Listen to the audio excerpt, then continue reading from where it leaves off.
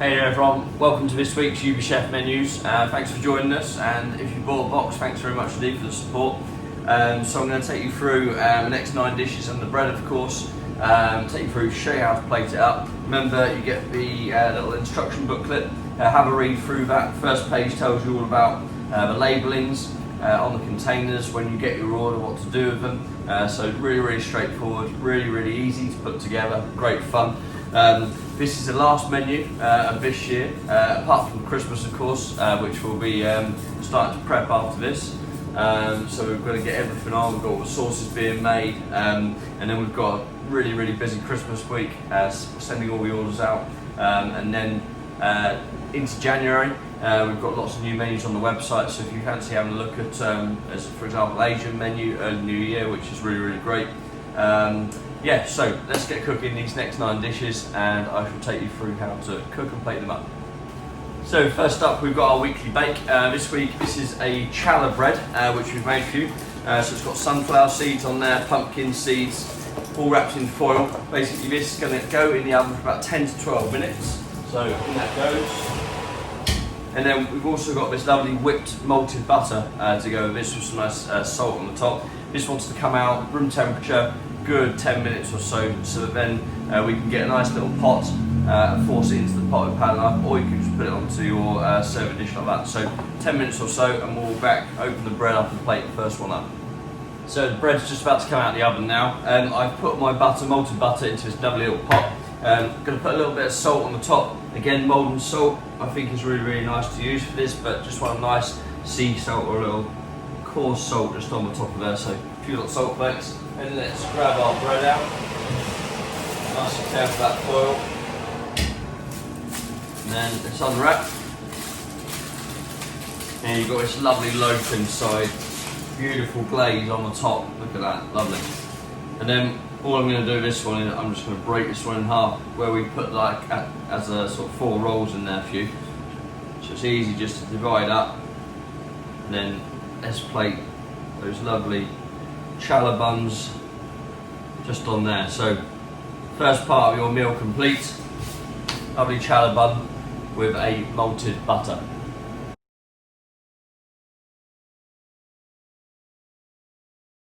First starter for you, I've got this lovely linguini of crab. So here in this pan I've got my saffron linguini. This is lovely fresh pasta, saffron filaments going through it, and I've got a touch of butter just in the pan, which comes in the packet ready to go. And then what I want to do is just take 2 tablespoons of water, and that's per portion of pasta. So if you've got 2 portions, 4 tablespoons, etc. And then once that's in the pan, just get that on the heat. You want to keep an eye on that, make sure you keep tossing that over. Then we've got crab.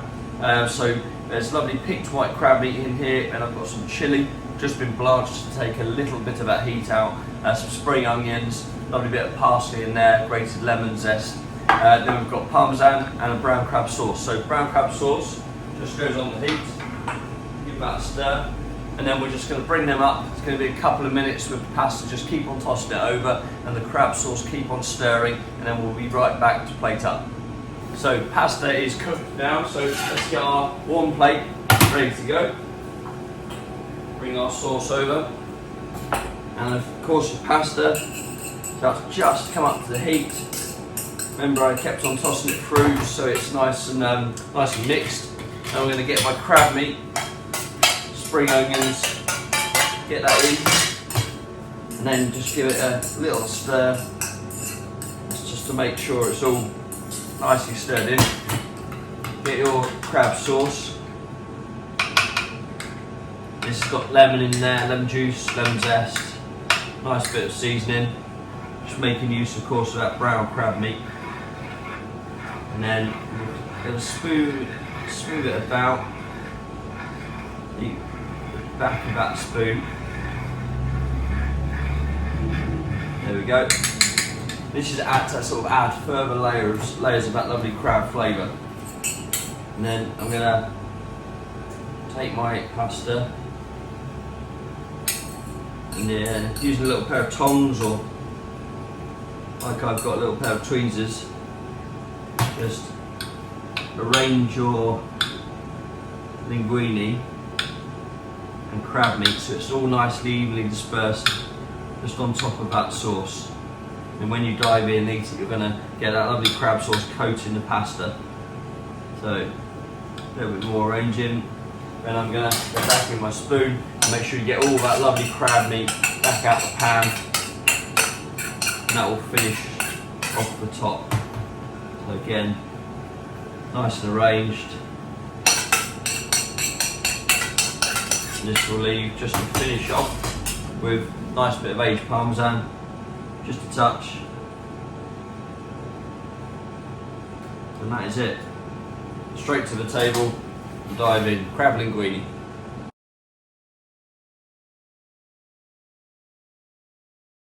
Next starter is this Dingley Dell pork Scotch egg. So what we've got here is boiled egg in the centre, of course the yolk still left running. You can cook it a bit more if you prefer the yolk not to be running, of course. Then we've done a confit of pork belly, so very, very slowly cooked, and a little bit of pork mince made up of stuffing round the egg, and then we've done it in a little panko breadcrumbs. So this needs to go in the oven for about 10 to 12 minutes. There it goes. So you've got to make sure that the pork is piping hot before you serve that. So that's in the oven heating up. And then when we come to serve it, I've got this little pickled turnip salad. So you're seeing here, you've got these little slices, almost like translucent now, just like so. We've done a hot pickling liquor on the top of those. Let it go cold in the liquor. So you end up with this lovely turnip little salad, but it's still crunchy, and it's still got that lovely little zing from the vinegar. Bacon jam next, so a sweet and smoked bacon jam, which we're going to add a spoon to the top. And then we've got a little apple cider dressing, of course, pork, apple, Max made in heaven. So we'll wait till our Scotch egg comes out, and then we'll plate this dish up. So Scotch egg's coming out now. There we go. Be careful with that. Put it on there. I'm going to add a tiny little bit of extra seasoning. Not much, because of course you've got the saltiness of the jam. Just a little bit of moulding on there. And then let's get some of our turnip salad. Take a little bit of a dressing. Just a little bit. Just to firstly dress the turnip. Give that a stir. And then you almost want to create like a little pile of the turnip. It's got some mixed herbs in there. So this is going to be a little pile of turnips to sit our Scotch egg on. So all these rich flavours, the pork belly, the bacon jam. You want something really slightly stringent just to cut through. So nice salad all arranged. Let's get that out of the way. Then next up, take our Scotch egg. It's just going to sit on top. There we go. Then I'm going to take a bit of a bacon jam, a little spoon. And if you've got two matching spoons, two spoons are the same, take the first spoon and then the next one and just quenelle that around. So you end up with a lovely little neat spoonful, which is just going to go on the side like so. And then finish off with, of course, a bit more dressing. So I'm just going to add a tiny bit on the top. Some neat, nice pieces of little apple dice, just for that crunch, and then a touch around. Now you have a really lovely starter: Dingley Dell pork Scotch egg, bacon jam, and a pickled turnip salad.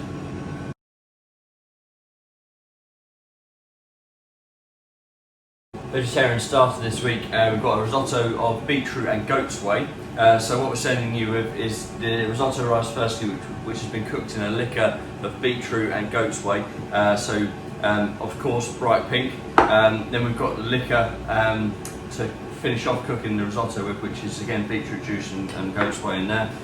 Salt baked beetroot, so going to go in the oven for about 5 minutes firstly to finish off cooking and just to glaze up nicely. And then the risotto, you want to put that onto the stove, put your liquor in, like so, and then that wants to be brought back to the heat and cook for about 4 minutes. Make sure you keep stirring it. We've got some fennel seed cracker to serve with, and a little bit of dressed fennel salad to go with that as well. So I'm going to keep stirring my risotto now, and then we'll be right back to plate up with the roasted beetroots and these 2 ingredients as well. So get my little roasted beetroots out of the oven now. There we go. Got a warmed up bowl ready to go, and we've got a fennel seed cracker and of course our salad. Bring your risotto over. So you'll see with that amount of liquor that comes with your risotto, you end up with this lovely rich but still slightly wet risotto. That's how I like to serve it. If you like it a little bit more firm, just cook it out a touch more. And equally, if you like risotto a little bit wetter, add a touch more water to it. So what we'll do, scrape that really vibrant risotto into your bowl. Colour's just like absolutely incredible on here, lovely and bright. And then just use a spoon just to tap it out, get a nice even layer. There we go. Next, beetroots. Play with the colours here. So add, got some lovely golden there. Some roasted candy beetroot in here. There we go, a few pieces of candy. So almost instantly you can really create that lovely picture just with those colours of beetroot. Then get some of this dressed fennel, just dressed in a touch of rapeseed oil, a little bit of lemon juice, just to wilt it down slightly. You've still got that nice crunch, great acidity. You see how I'm just adding that in so I can still see all my beetroots underneath. Like so, there we go. Let's get that out of the way. And then lastly, this fennel seed cracker. We put this through the pasta machine, just a simple bread dough. Of course, those fennel seeds, as you eat it, you get that wonderful hint of aniseed. So, a few more on there. Like so. So that is your risotto of beetroots, goat's whey in there, roasted salt baked beetroots on the top, and a little fennel salad.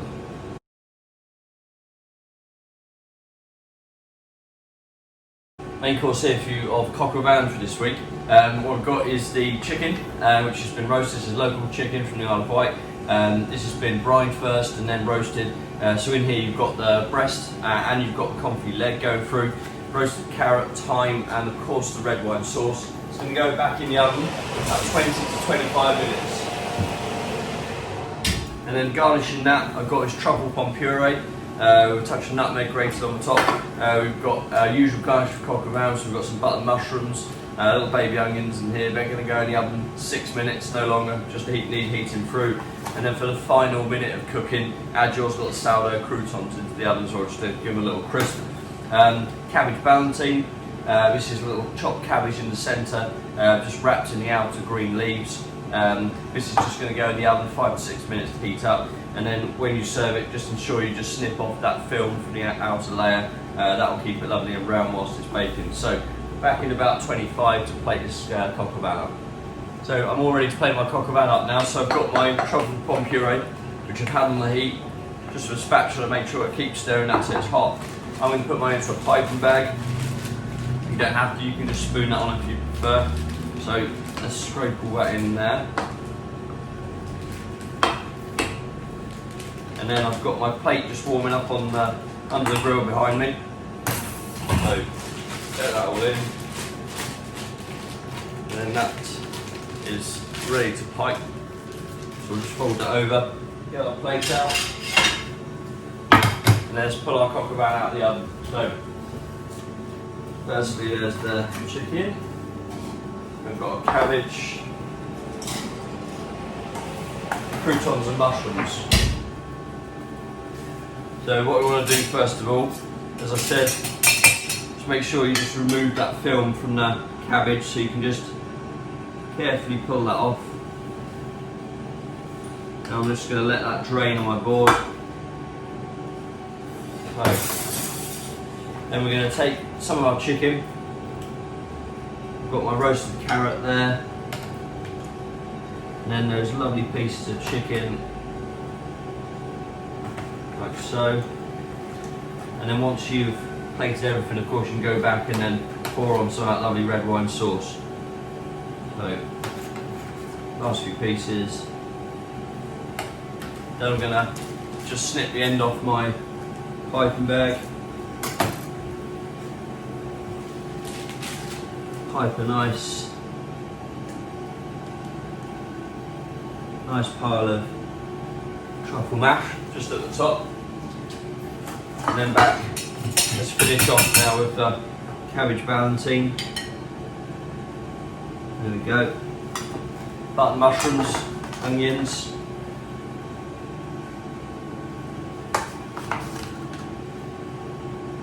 There we go, all around. Then we'll go sauce before we put the croutons. And then just glaze everything up with that sauce as you dress it around. Plenty of that on there.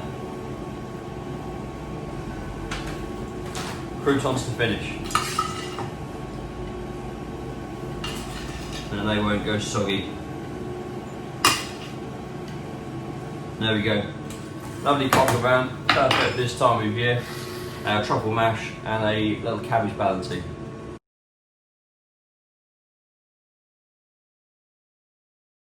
This main course for you now is a barbecued Hispi cabbage. We've taken the cabbages, split them in half and barbecued them, so you've got a lovely smoky flavour. This is going to go back through the oven 12 to 14 minutes. It's already cooked, but just to get the heat through that. It's got a bit of rapeseed oil in there, and as it cooks, the sort of the water in the cabbage will help all sort of steam it. So that's going back in the oven, 12 or so minutes. And then you've got these lovely little polenta, fried polenta cubes, 6 minutes in the oven to heat those up. And then whilst that's coming back up, we're going to warm our romesco sauce. So this is a paste of local tomatoes, white tomatoes of course. Then we've got some toasted almonds going through there, truffle, sherry vinegar, roasted peppers, and lots of garlic, but again roasted so it's not real pungent garlic flavour. That's going to go on the heat. We're just going to gently warm that up. And then when we come to serve it, I've got my herb butter here, which I'm going to warm in a pan, and that's going to be used to dress the dish after. So I'll leave my cabbage in there now for about 12-14 minutes, then my polenta cubes, and then we'll be ready to plate up. Ready to plate the cabbage up now, so I've got my pasta clips ready into that plate. And let's get our barbecued cabbage out. Polenta cubes. And then here's our butter. So I've warmed that up, lovely herb and garlic butter, and our romesco sauce. So first of all, the romesco. It's that lovely paste of tomatoes, peppers and garlic. I'm just going to put a lovely thick layer of that on which to sit my cabbage on. There we go. Then take your cabbage and just carefully drain that in the container, just so that you don't get excess sort of water on the plate. So it will release so much water there, and then we can slightly rearrange it, and then like so. Then I'm going to go some of my polenta cubes just around the outside.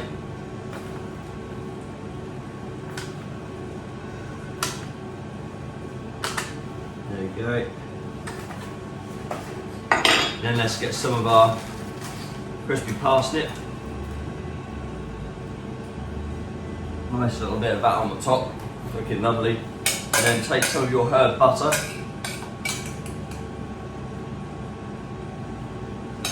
And I'm just going to dress that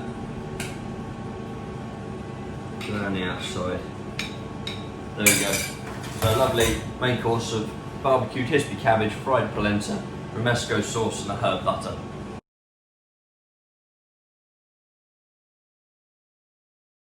So fish for this week's main course is this baked fillet of halibut. You've got a lovely little broccoli dukkah on the top, so ground broccoli stalk. We've ground that up almost as a spice. It's got some nuts in there, seeds. That's going to go in the oven for about 10 minutes. And then I'm going to serve it with blue cheese gnocchi. I've used Boval in here, lovely smooth creamy blue cheese. They're only going to take about 4 minutes in the oven. We've got some charred tender stem, Again, both of those same timing. And then when we come to serve it, I've got this broccoli tea. So I've made a stock with the bones from the halibut, and then we've infused broccoli into it. So you've got this lovely sort of real aromatic tea to serve with it. And of course, you need your aromatics to put into your teapot. So in here you've got star anise, you've got broccoli again, and either you can put this in a teapot. I've got this lovely little glass teapot here I'm going to serve, or you can just put it into a jug. Little jug on the table, and a little strainer so you can pour it out. But it's a little bit of theatre to serve the dish up. So back in about 8 minutes to serve this one up. So I've got my tea heating up behind me. What I'm going to do is take some of these little dried out broccoli pieces and spices. I'm just going to load them into the teapot. Got star anise in there, peppercorns. So get all that in there, like so. That's all ready to serve. And then we'll get our heated bowl. Now let's bring our tea over. And we'll pour that in. And that will start infusing. Getting all that lovely flavour back in. So it looks really lovely as well. Get the lid on, keep that nice and hot. And let's grab our fish out. There's our broccoli and gnocchi. It'll work quite quickly now, because of course we don't want the tea to be in there too long, otherwise it will stew. So take our pieces of broccoli. Make a nice little bed for the halibut to sit on. And then get your gnocchi. These will be quite delicate at this stage where they've just been back through the oven, so just add those in. Go. So that's all my gnocchi. And then you want a fish slice to get your halibut. Again, nice and careful. Sit that on top. And then that's it. So take it to the table like that. Then you've got your broccoli tea to serve with. Pour that around. Beautiful halibut, dukkah crusted on the top, blue cheese gnocchi and tender stem broccoli.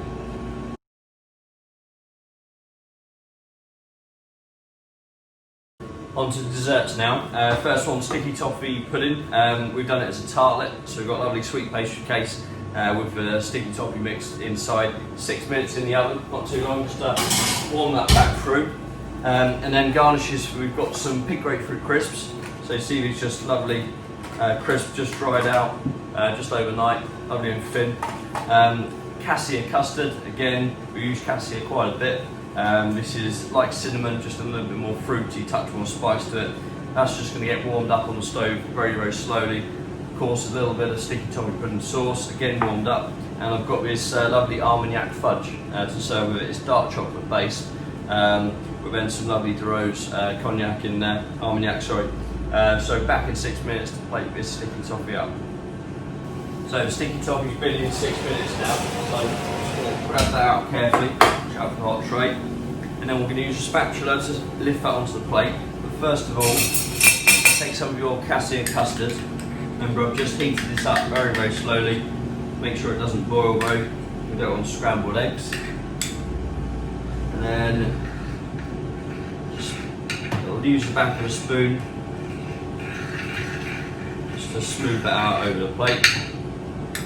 There we go. Then let's get our sticky toffee. That goes into the centre. And then I'm going to get a little bit of sticky toffee sauce first of all. Tiny bit on the top.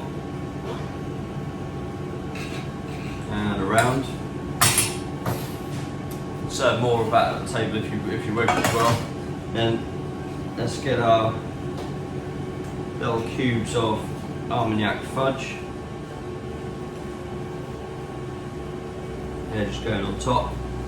And then we're just going to finish off with a nice pink grapefruit crisp on the top of there.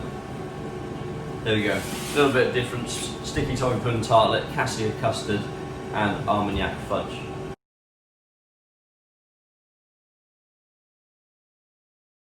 So next dessert for this week, we've got our take on a Jaffa Cake.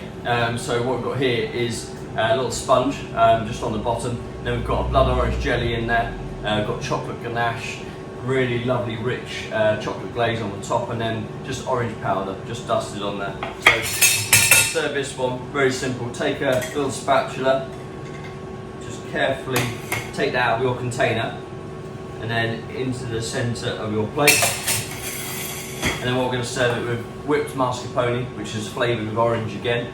So take a spoon, hot spoon, and then just go in there really quick. I'm going to put a nice little quenelle just on the side. So remember, hot spoon, just get the water off of it and then go in. And then I've got little orange crisp, just simply just to serve on the side like that. Lovely simple presentation, blood orange Jaffa Cake.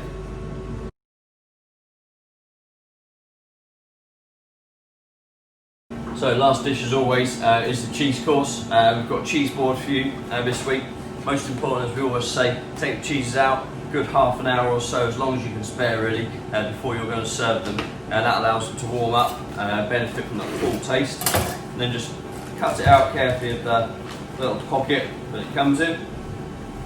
And then what we've got here is our house chutney and fennel seed crackers to serve with. So use your cheese tasting notes, where you'll see going down here it's got the name of the cheese, where it's from, the region, whether it's pasteurised or unpasteurised, and then a lovely little bit of information about it, which you can just read away as you're eating it, or you can rehearse this and then show off to your guests that you know so much about cheese when it gets to the table. So I'm going to plate this first. I'm going to get my doorstone on there.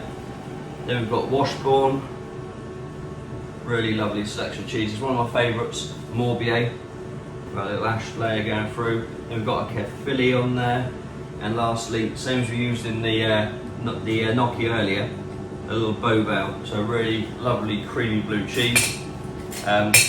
Finish with the house chutney.